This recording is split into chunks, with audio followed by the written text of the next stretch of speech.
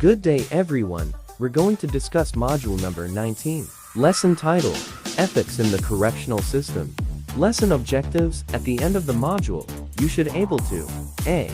Identify the ethical standards followed in the correctional institution, and evaluate the ethical practices in the BJMP. Good day everyone, I'm from Tracer 8226 and I'm Jeremy Grant. Ang pag-design topic ay sa day 19, Code of Conduct concerned for the citizenry and for the reputation of the organization, duty of obedience, duty to report, and duty of efficiency. Code of Conduct. The International Correction and Prison Association expects of its member unfailing honesty, respect for the dignity and individuality of human being, and commitment to professional and compassionate service. Ang sabi doon ay bawat membro ng International Correction and Prison Association ay inaasahan na maging tapat, nire-respeto ang bawat dignidad at individual ng isang tao at ang pagiging professional nila at sa kanilang serbisyo. Concern for the citizenry and for the reputation of the organization, both as the exercise of authority, provider of service, and steward of significant social resources. Ito yung kailangan mo lang na ma-exercise yung authority at magbigay ng serbisyo at mabantayan ng significant social resources. Correctional agency and thus the individual employee are obliged to take account of the public interest. Ito yung correctional agency daw ay dapat makuha ang interest ng isang publiko. To strive to achieve equal treatment and to treat individual with respect. Ito yung kailangan daw masikap na makuha ang pantay na pagtrato at ang pagtrato sa isang individual na may respeto. Quality in correction requires responsiveness to prisoners' need, to the government, to the community, and other stakeholders. Ang corrections daw ay kailangan tugunan ang pangailangan ng isang prisoner o ng gobyerno, ng komunidad o ng iba pang stakeholders. Correctional officials shall respect and protect the rights of the public to be safeguarded from penal activity. Yung correctional officials ay kailangan daw respetuhin at protektahan ng rights ng isang publiko. At kailangan daw din na maprotektahan sila sa kriminalidad. Treating individual with respect implies maintaining a courteous and respectful attitude when interacting with others during the course of duty. Ito yung kailangan mo lang galangin o respetuhin ng isang tao habang ikaw ay nasa duty. Even when the language or behavior of others offensive or inappropriate. Ito yung kahit na hindi na gagalang-galang yung sinasabi ng isang tao o nilalait ka na, kailangan mo pa rin daw na respetuhin o galangin ang kanilang pagiging isang individual. The individual employee is required to perform his or her duty and behave in ethical manners and thus avoid damaging the reputation of the organization. Ito yung individual employee daw ay kailangan perform ang kanyang duties at kailangan lang niyang behave in ethical manner at kailangan daw niyang avoid the damaging the reputation of the organization. Kailangan daw na iwasan na masira ang reputasyon ng kanyang organisasyon. The same principle must be upheld conditionally when correctional officials are off duty or off-site for any reason or for any given length of time. Yung mga principle na sinabi, yung pagrespeto at paggalang sa isang individual o ang pagbigay na pantay na pagtrato kailangan daw na kahit na ikaw ay off duty o off site from any reason, kailangan mo daw na gawin ang mga principle: duty of obedience, duty to report, and duty of efficiency. Correctional officials are required to comply with the legal rules and ethical guidelines that apply to the activities, as well as follow orders issued by office superiors. Yung correctional officials daw ay kailangan sumunod sa mga legal rules and ethical guidelines na mag-apply sa kanilang mga activities. Kailangan din nilang sumunod sa mga utos ng mga superior nila. The duty of obedience entails the obligation to follow orders to do anything illegal or unethical. Ito, yung wala silang obligasyon na sundin yung mga utos na illegal o unethical. Correctional officials are required to report to their employer corruption, unethical behavior, or any circumstances of which she or he is aware that could cause the employer, employee, or the surrounding to suffer losses or damage of any kind. Ito, kailangan mo i-report yung corruption ng isang employer na mayroong unethical behavior or any circumstances na aware siya na makakasira sa surrounding o makakos ng damage.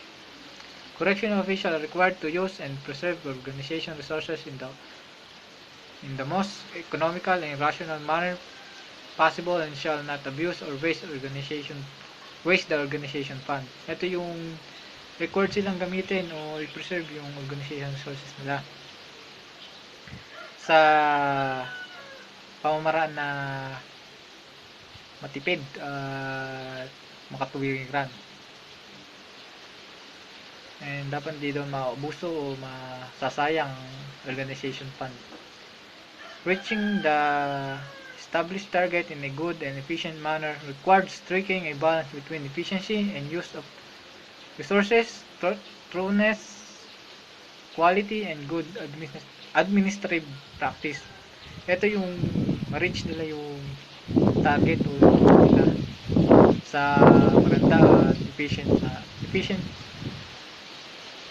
manner, at balance yung pagiging epektibo at paggamit ng mga resources sa yung kalidad at sa good administrative practice. Good day everyone, I am Ivan Gutierrez. My topic is number 3, duty of care. Correctional officials should continue to identify in each individual the potential to be a law-abiding citizen. He or she must exercise reasonable care and skill and support a safe and secure environment for the community by humanly and securely managing individuals under custodial and community sanction. Correctional official must recognize the inherent dignity and worth of every human being and ensure human rights and civil liberties are safeguarded. He or she refrain from discrimination against any individual because of race, gender, creed, national origin, religious affiliation, age, disability, or any other type of discrimination. Correctional officials shall preserve the integrity of private information. They shall refrain from seeking information about individuals beyond that which is necessary to implement responsibilities and performance their duties. He or she shall refrain from revealing non-public information unless expressly authorized to do so. Dito sa duty of care, sinasabi dito na ang correctional official ay kailangang alamin ang bawat isa kung sino ang may posibilidad na sumunod sa batas. Dapat pigilan nila ang diskriminasyon kahit sinong individual, lalaki o babae, Pinay o ibang lahi at kahit anong antas sa buhay. At iba pang maaaring magsanhi ng diskriminasyon. Dapat din nilang mapanatili ang karangalan ng mga pribadong impormasyon. Transparency. There should be openness and transparency throughout the administration so that the general public can understand the organization's activities and thus gain insight into how the organization attends to its responsibilities. Kailangan na maging open sila sa publiko upang maintindihan ng publiko ang mga aktibidad na kanilang ginagawa at para na rin makapagbigay sila ng idea kung paano nila ginagampanan ang kanilang mga responsibilidad. All employees must ensure open communication between staff, offenders, prisoners, and the community. Sinasabi dito na kailangan lahat ng employees ay may open communication sa mga staff, offenders, prisoners, at sa community. Information should be shared with the public to the extent permitted by law subject to individual rights to privacy. Sinasabi dito na dapat magbigay tayo ng impormasyon na permitted lang ng batas at walang malalabag na karapatan ng tao o ng privacy ng isang tao. Public administration has an active duty of disclosure. Correctional officials should be always provide correct and adequate information, whether to other authorities, companies, organizations, or residents. Ang pamahalaan daw ay may katungkulang ipamahagi ang mga mahalagang impormasyon. Ang mga correctional officials naman ay kailangang magbigay ng tama at sapat na impormasyon sa ibang authorities, companies, organizations, or residents. In certain contexts, this will mean that one should, of one's own volition, disclose information of significance needed for the processing of a case. Ito ay ang iyong desisyon na sa tingin mo ay makakatulong sa iyo sa pagpaprocess ng case. Like everyone else, correctional officials enjoy a fundamental rights to express critical opinions about the government's activities and all other matters. Ang mga correctional officials ay ine-express ang critical opinions tungkol sa mga aktibidad na ginagawa ng governments. Still, objectivity must be maintained while acting in an official capacity, but differentiation between personal views and those expressed on behalf of the agency. Dapat mapanatili ang pagiging patas ng taong may katungkulan. Dapat ding maging malinaw ang pagkakaiba ng sariling pananaw o opinyon kaysa sa pananaw o opinyon ng ahensya pinaglilingkuran. Correctional officials must be able to report circumstances in the service that are worthy of criticism. Ang mga correctional officials ay may kakayahang i-report ang mga circumstances na sa tingin nila ay worthy para sa criticism. Before a report is filed, an attempt should be made to sort the matter out in-house. Kinakailangan na pag-aralan itong mabuti at isaayos ito bago ito i-filed. Public criticism of colleagues or of the organization should be made only when warranted, verifiable, and constructive. Ang public criticism naman daw ay maisasagawa lang kapag na-justify na o napatunayan na ito. Everyone, my name is Bernard J. Bañez from 3CR82-6. Our topic for today is about confidence in the service and professional conduct and independence. So, confidence in the service. Correctional officials should not have in a manner that might impair faith in their impartiality. Correction and prison personnel should refrain from entering into any formal or informal activity or agreement which present a conflict of interest or is consistent with the conscientious performance of duties, or that lend themselves to undermining trust in service. Confidence in service, kailangan dito maging honest ka sa serbisyo mo. Ang correctional official ay dapat hindi gumawa ng mga bagay na makakasira sa kanilang integridad o pagiging totoo sa trabaho. Kailanman ay hindi sila maaaring makisali sa anumang formal o di formal na aktibidad, gawain o kasunduan na maaaring magbigay ng conflict of interest o pagkaroon ng kawalan ng konsensya sa pagsasakatuparan ng kanyang gawain o responsibilidad bilang correctional official.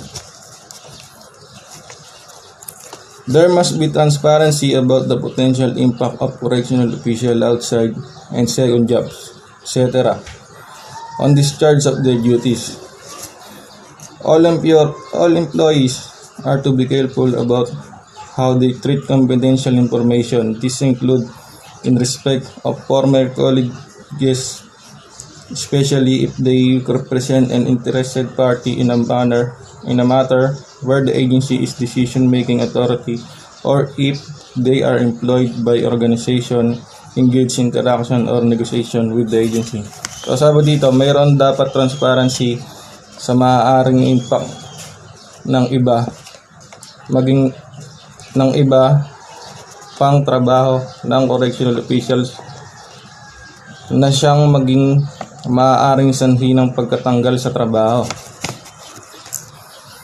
Ang lahat ng empleyado ay dapat maging maingat sa mahalagang impormasyon, kasama rito ang respeto sa mga dating katrabaho, lalo na kung sila ay isa sa mga nagre-represent ng grupo kung saan ang ahensya nito ay kabilang sa decision-making authority o empleyado ng organisasyong kasali sa interaction o negotiation sa ahensya.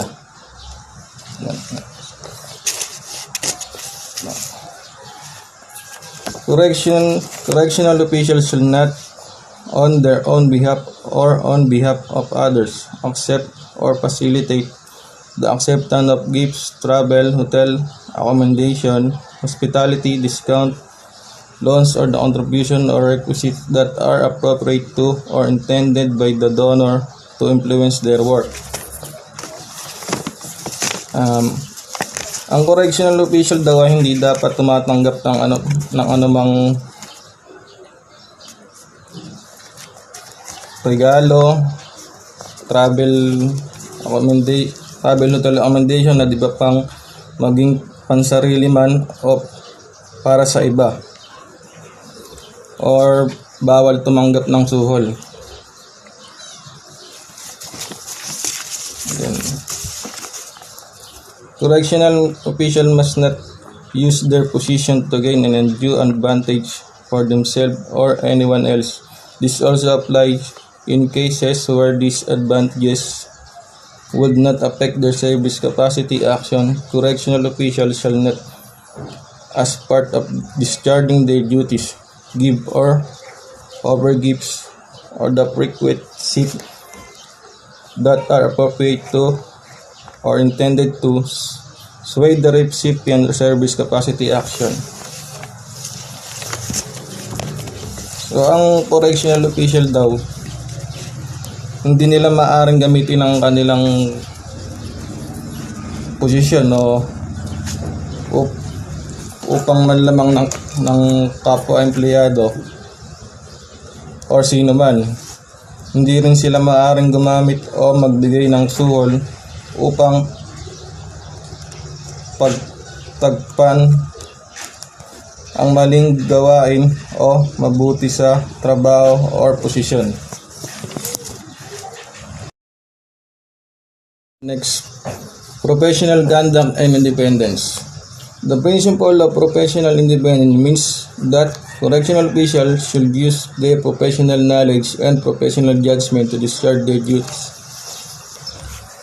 Ang principle daw ng pagiging professional independence, kailangan daw na ang correctional official ay gamitin ang kanilang professional na kalaman at professional na paghuhusga upang matupad ang kanilang tungkulin or duties. Correctional official shall apply sound judgment which is fair, reasonable, and just. Ang mga correctional official ay kailangan dapat maglapat ng maayos na paghuhusga na makatarungan at makatuwiran. Reasons for decision should be explained be based on evidence and made free from bias.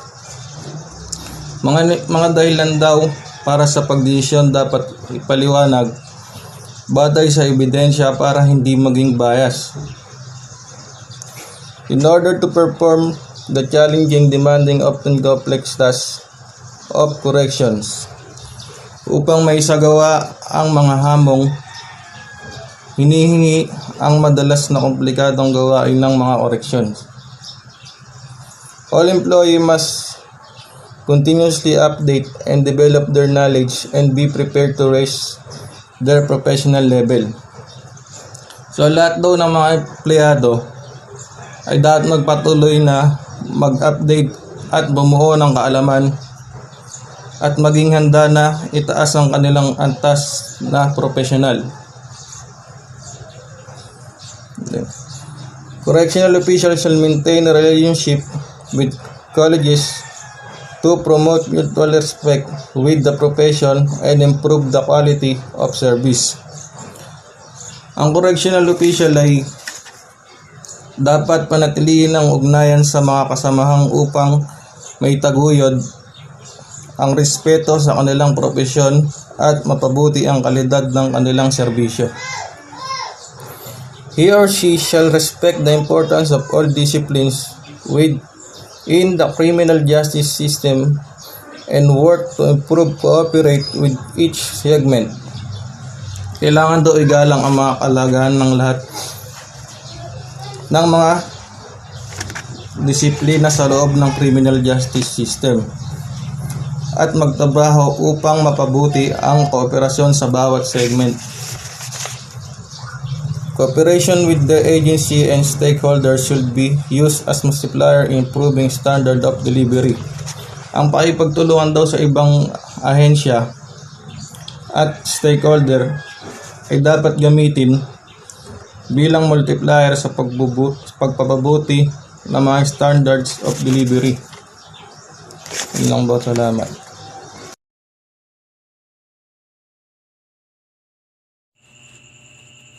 Good afternoon, sir. Our topic for today is all about penalty for harassment of witness and United Nations Office on Drugs and Crime.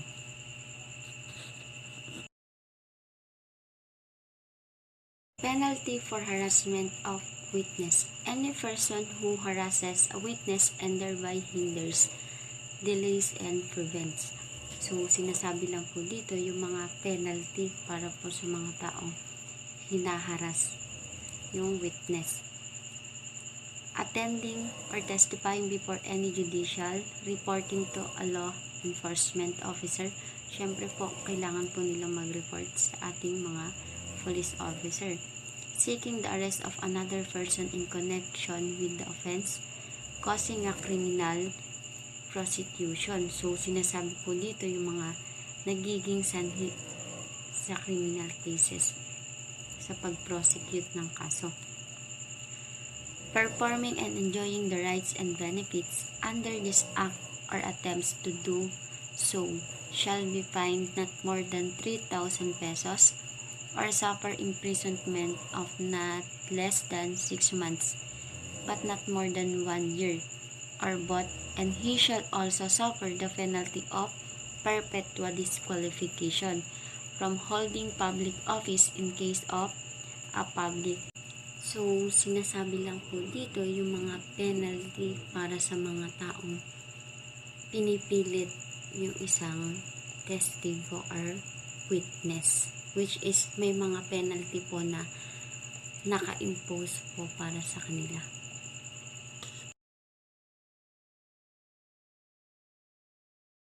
United Nations Office on Drugs and Crime. States have responsibility to respect the fundamental rights of victims, assist them in accordance with their special needs, and protect them from further harm.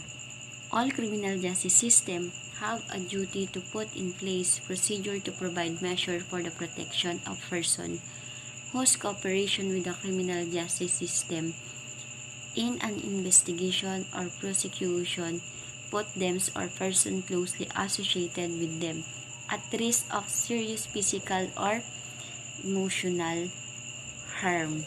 So, sinasabi po dito na may pananagutan po yung states sa mga biktima. Nabigyan po sila ng protection at tugunan po lahat ng pangangailangan nila, which is yung criminal justice system naman po talaga is may bibigay po yan na protection sa ating mga biktima. Syempre po, implement po nila yan. May mga process din po and procedure na sinusunod para po maibigay sa mga biktima. So, sinasabi lang po dito, yung mga responsibilidad ng United Nations para po sa mga biktima. Assistance before and during trial to cope with the psychological and practical obstacle of testifying. Protective measure before, during, and after hearing of trial for at-risk witness. Court procedure to ensure the witness safety while testifying. Covered Witness Protection Program. So, ito po yung mga iba sa mga kailangan pong ibigay ng state sa mga biktima. So, dahil po sa kawalan ng kooperasyon sa mekanismo, ang hamon po sa transactional na ito ay binibigyang diin ng pangangailangan para sa isang mas mataas na antas ng kooperasyon ng international, which is para po matugunan lahat ng pangangailangan ng biktima. So, good day everyone. I am Esteban Leonard and ang topic ko is BJMP personnel core values. Sinasabi dito na BJMP personnel believe that jail service is a noble profession and demand from each member specialized knowledge and skill and high standard of ethics and morality. Ang sinasabi dito sa BJMP service is yung bilang member ka ng personnel, that naniniwala sila na yung service nila is banal na profession. And kailangan, kung isang personnel, is kailangan meron kong angkop na kaalaman and skills, lalong-lalo na sa ethics and morality. It regards the member of Bureau of Jail Management and Penology must adhere to internalize enduring the core values of love of God. Kailangan, may tinatawag din sila dito na may values din sila about dun sa God. Kailangan makatao din sila doon. Respect for the authority. Kailangan may respeto ka sa authority mo. Self-love and service from the people. Kailangan dito is yung profession mo is hindi lang naman talaga para sa iyo is ginagawa mo to is para din sa iba. Respect the human being and society of marriage. Kailangan nire-respeto mo din yung pagiging makatao ng iba. Society of marriage, yung sanction ng marriage. Responsible, the definition of stewardship over the material things and truthfulness. Ibig sabihin, dominant ka sa trabaho mo or loyalty ka, parang ganon, is yung sinasabi dito. And truthfulness, kailangan totoo ka sa ginagawa mo. Kailangan yung may integrity ka sa kung ano man yung ginagawa mo. And dito naman tayo sa fidelity to duty. Pag sinabi nating fidelity to duty, meron ditong personal conduct. Sinasabi dito na professional conduct. All personnel should be observed the following professional conduct. Sinasabi dito na kailangan fina-follow mo yung mga professional conduct ng Halimbawa, yung mga sa isang organization, meron kasi tayong mga rules and regulation dyan. Kailangan sinusunod natin yun. At kailangan ino-observe natin yun. And commitment to the democracy. All BJMP member committed themselves to democratic way of life and values and maintain the principle of public accountability. Kailangan dito is yung way mo ng pag-i-implement mo ng law is democratic way, is yung makatao, at sinasabi dito, and maintain the principle of public accountability. Kailangan naririnig mo kung ano yung hinaing ng community. They should all times to uphold the Constitution and loyal to their country. Kailangan, gaya nga ng sabi ko kanina, kailangan loyal ka sa country mo. Loyal ka sa people, organization, over the loyalty of any person or organization. Kailangan dito yung puso mo is andon, yung integrity, yung loyalty mo sa isang organisasyon, dapat kung doon ka lang nakapokus sa mga yun. Dito naman tayo sa non-partisanship. All member of BJMP shall be provide a service everyone without discrimination regardless to the party affiliation in accordance with the existing law and the regulation. Kailangan dito is yung no discrimination. Yung justice na ginagawa mo is equal. Walang mahirap, walang mayaman dito. Tapos, kung may humingi ng tulong sa'yo, kailangan tutulungan mo yon. Kasi is, kailangan dito, kasi nga nagtrabaho ka para naman, nagtrabaho ka hindi naman talaga para sa sarili mo dito. Nagtrabaho ka dito para mag-implement ng batas. Kaya kailangan, pag nag-implement ka ng batas, is without discrimination. Magbigay tayo ng equal justice. Walang mayaman, walang mahirap. Pag sinabi naman natin physical fitness and health, all member of BJMP should be strive to be physically and mentally fit in good health at all times. Kailangan, kung isa kang member ng BJMP, kailangan physically fit and mentally fit ka. Kailangan dito is yung katawan mo is always ready kung ano man yung mangyari. Mentally is yung isip mo is alam kung paano makikipag-interact ka. Toward to this end, to should undergo regular physical exercise and annual medical. Siyempre, alam naman natin yung judgment ng community kung yung isang tao is mataba. Hindi siya physically fitness, di ba? Sasabihin natin dyan, nangungutong yon. Minsan pa nga sasabihin natin dyan, buhaya, di ba? Yun lang namin sinasabi dito sa physical fitness and health. Sa discipline naman, they conduct themselves all times in keeping the rules and regulation of the organization. Siyempre, bilang isang personnel, kailangan mo din na may disiplina ka sa sarili mo. Siyempre, isa kang role model sa community. Paano magtitiwala sa yung isang community kung alam naman nila na ikaw na wala kang disiplina sa sarili mo. Ikaw na mismo na personnel is hindi mo tinutupad yung rules ng isang organization, 'di ba? Yun lamang yung aking report. Then ang susunod sa akin is si Agnes. Itutuloy niya yung fidelity to duty. Thank you po. Good day everyone. So my report is kasunod lang po nung sa fidelity to duty or kadoktan. Proper care and use of public property shall be responsible for the security, proper care and use of public property issued to them and or disposited under the care and custody. So when we say proper care is yun yung pag-aalaga or yung pag-iingat sa public property, which is yung BJMP member is responsible sa security, proper care and use of public property. Then, may tinatawag naman silang hindi authorized person sa public property. So, yun yung tinatawag nilang family, friends, or relatives. Or yung mga pamilya na may kaya or yung may pakinabang sa buhay.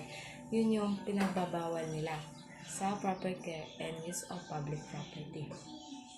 So next one is loyalty. So loyalty is one of the importance in fidelity to duty. Kailangan sa BJMP, kailangan loyal sila sa constitution nila at organization and pagsiserve nila sa jail or sa prison. Kailangan din nila maging loyal sa mga superiors, peers, and subordinate nila.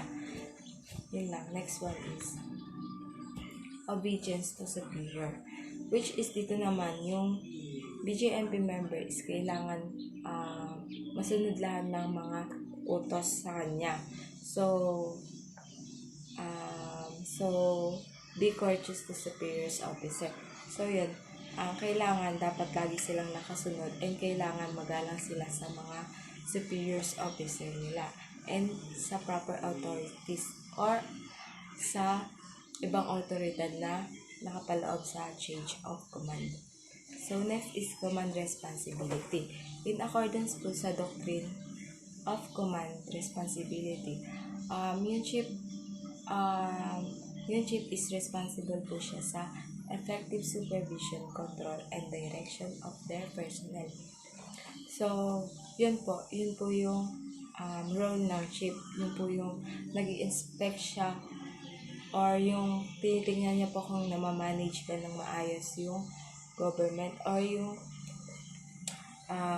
mga nagagastos or yung mga nakapaloob sa jail. And tinitingnan po doon yung mga gastos or yung nagagamit alinsunod sa law and regulation and safeguard na against po sa pagkalugi through illegal or improper responsibility. And next one naman po is sa conflict of interest. When we say commitment to public interest is yun yung members ng BJMP na kailangan lagi nilang sang-ayunan yung public interest over and above personal interest. So, yung commitment of public interest is kailangan priority ng isang member of BJMP yung pagsiserve niya as a public servant. And kailangan unahin niya yung public interest. And kapag naman hindi na responsible yung isang member na BJMP sa trabaho niya or sa pagsiserve, kailangan ma-perform niya yung duties niya as a public officer. And kapag naman hindi niya naayos yun or hindi siya naka-perform na maayos sa duties niya, pwede siyang ma-disclose ng superiors niya dahil sa hindi pagsunod or sa paglabag. And pwede din siyang mawala ng duties at mag-perform ng mga duties niya. So, last one is devotion to duty. Dun po lahat ng BJMP members is kailangan mag-perform nila yung duties nila with dedication, which is naka-committed yun sa task or purpose. So, next one naman is kailangan lagi silang masusi sa mga bagay-bagay or sa pag-iimbestiga, kunyari. At kailangan nilang i-perform yun with dedication. So, next one is kailangan nilang mahusay through their mission. Kailangan lagi silang active or lagi nilang na-perform na maayos yung trabaho nila. And next one is kailangan nilang maging interesado sa trabaho nila or kailangan nilang i-enjoy yun kasi nagsiserve sila. And determination naman is dapat determinado sila sa trabaho nila. And dapat isang tabi niya yung weakness niya kasi siya ay isang member ng BJMP. And kapag naman isa kang BJMP members, kailangan pigilan mo yung sarili mo sa mga ibang committed na task na hindi related sa duties niya. And kailangan ma-perform niya yun without komplikado sa duties niya. Kasi siya ay isang public servant. And kailangan alam niya yung responsibility niya. Kasi siya isang BJMP members. Good afternoon. My name is Nika D. Alpante. Our report is all about relation with the public. In the performance of duty, BJMP members shall respect and protect human dignity and uphold human rights of person. Sinasabi dito na ang nagsasagawa ng tungkulin, lalo na ang mga member ng BJMP, ay dapat na igalang at protektahan ang bawat kasapi nito, especially yung dignidad ng tao at itaguyod ang karapatang pantao. No member shall inflict, instigate, or tolerate extrajudicial killings, arbitrary arrest, any act of torture or other cruel, inhuman or degrading treatment or punishment, and shall not evoke superior orders or exemptional circumstances, such as state of war, a threat to national security, internal public instability, or any public emergency as a justification for committing such human rights violation. Sinasabi dito na hindi dapat magpataw ng parusa na labag sa karapatang pantao, lalo na yung pagpatay o arbitraryong pag-aresto. Anumang kilos na nagpapahirap o iba pang pagmamalupit sa tao, o parusang hindi makatao. Hindi dapat humingi ng higit na kahusayan o pangyayaring pagpapatupad tulad ng isang pabor, nadigmaan o banta sa ating pampublikong seguridad and political instability o anumang emergency pampubliko bilang pagbibigay katuwiran sa paggawa ng mga paglabag sa karapatang pantao. Second, social awareness. Social awareness, all BJMP member and their immediate family member shall be encouraged to actively get involved in religious, social, and civic activities to enhance the image of the organization without affecting their official duties. Sinasabi dito sa social awareness o pakikipagkapwang tao o kamalayan sa lipunan, sinasabi dito na lahat ng miyembro ng BJMP at kanilang malalapit na miyembro ng pamilya ay dapat na hikayatin sa aktibong pakikisali katulad na lang ng gawaing pangrelihiyon, panlipunan at sibiko upang mapahusay o mapaganda ang imahe ng samahan nang hindi nakakaapekto sa kanilang opisyal na tungkulin. And third, conversational of natural resources. All members of BJMP shall help in the development and conservation of our natural resources for ecological balance and posterity, as these are the enable heritage of our people.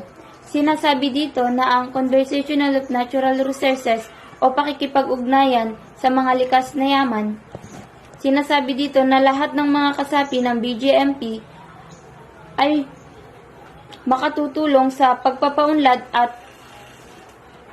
pagpapaganda ng ating likas na yaman para sa ecological na balanse at kaunlaran sapagkat ito ang hindi mawawalang pamana sa ating mga tao. Thank you.